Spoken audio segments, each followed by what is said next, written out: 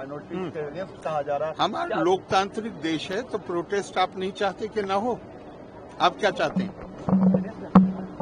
मतलब आप चाहते हैं हमारे देश में कोई प्रोटेस्ट ना हो?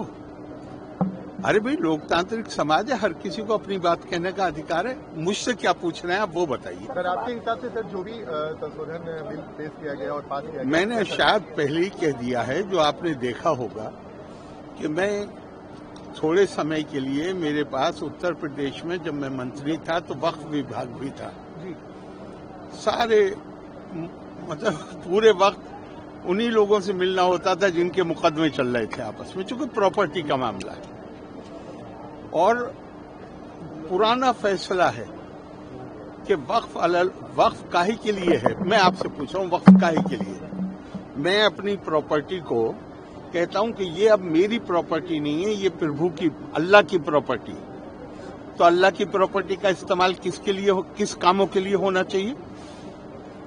आपसे पूछ रहा हूं, किस काम के लिए होना चाहिए? धर्मार्थ के लिए, जन कल्याण के लिए, गरीब आदमी को फायदा पहुंचाने के लिए।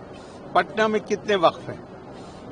कौन सा वक्फ कौन सा हॉस्पिटल चला रहा है, उसका नाम बताइए।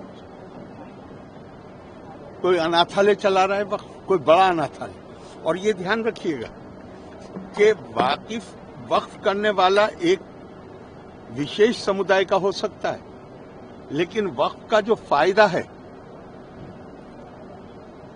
आप कहें तो मैं कुरान की आयत भी कोट कर सकता हूं, इन्नमा सदकातु लिल फुक़राए वल मसाकीन।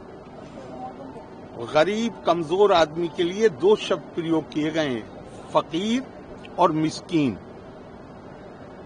तो जब पूछा गया कि भाई ये दो क्यों है, तो कहा गया फकीर है जो डेस्टिट्यूट है, निर्धन है, मुसलमान, और मिस्कीन है जो गैर मुस्लिम है।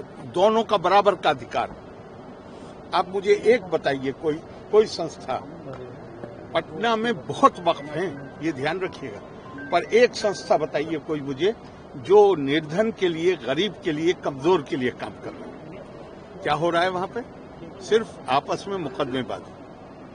वक्फ अलल औलाद को तो कानूनी तौर पे गैर इस्लामी जो मैं प्रॉपर्टी कह रहा हूं, मैं कहता रहा हूं कि ये अल्लाह की है, लेकिन फायदा मेरी औलाद उठाएगी, तो इसको तो गैर इस्लामी, सारे मुसलमान मुल्कों में गैर इस्लामी है।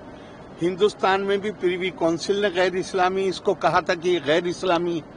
लेकिन जिन्ना ने एक्ट लाके 1913 में बिल लाके, उसका नाम ही है वैलिडेशन, मतलब ये गैर कानूनी है लेकिन हम इसको कानून बना रहे हैं। अब इसके बाद क्या होना चाहिए ये तो आप तय करिए। बहुत ज्यादा सुधार की जरूरत है और मैं मानता हूं कि ये जो बिल पास हुआ है, जो अब कानून बन गया या बन जाएगा, ये उस दिशा में बड़ा ठोस कदम। फायदेमंद होगा जो लगातार विरोध कर रहे हैं, चैलेंज करने की बात हो रही है, सुप्रीम कोर्ट में जाएंगे। मैं दूसरों की बात नहीं कर सकता, मैं अपनी बात कर सकता हूँ। ठीक है।